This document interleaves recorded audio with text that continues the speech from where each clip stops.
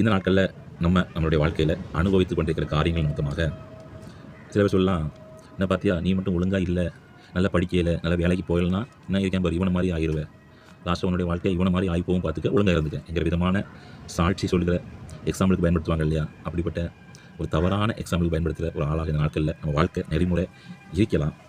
ஆனால் இந்த நாட்களில் கர்த்தருடைய வசனம் நம்மகிட்ட பேசுகிறது வந்து அப்போஸ்தலர் 22:15, நீ கண்டவைகளையும் கேட்டவைகளையும் குறித்து சகல மனுஷருக்கு முன்பாக அவருக்கு சாட்சியாக இருப்பாய். பவுல் அவருடைய வாழ்க்கையில் நம்மளை மாதிரி அனுபவித்து கொண்டிருந்த பவுல் பாடுகள், உபத்திரங்கள், கவலைகள், கண்ணீர்கள், கேட்டவைகள் நம்மளை மாதிரி நம்ம பாரு ஒழுங்கு இல்லைன்னா அவனை மாதிரி ஆகிடும், இந்த விதமாக மக்கள் நம்மளை பற்றி யாரும் பேசிட்டு இருப்பாங்க இல்லையா? அப்படி கேட்ட காரியங்கள்.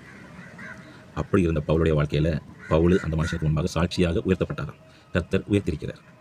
வசனத்தில் சொல்லப்பட்டிருக்குது, பவுல் வந்து பயந்த நேரத்தில் கர்த்தர் கூட இருந்து திறன்கொள் விதமாக நடத்திருக்கிறார். 24:16 சொல்லப்பட்டிருக்குது, தேவனுக்கும் மனுஷனுக்கும் முன்பாக எப்பொழுதும் குற்றமற்ற மனசாட்சியாய் பவுல் இருந்திருக்கிறார்.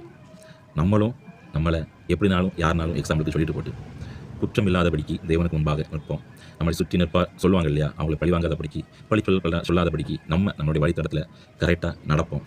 கர்த்தரும் நம்மளுடைய வாழ்க்கையை நிச்சயமாக சாட்சியுள்ள வாழ்க்கையாக மாற்றுவார்.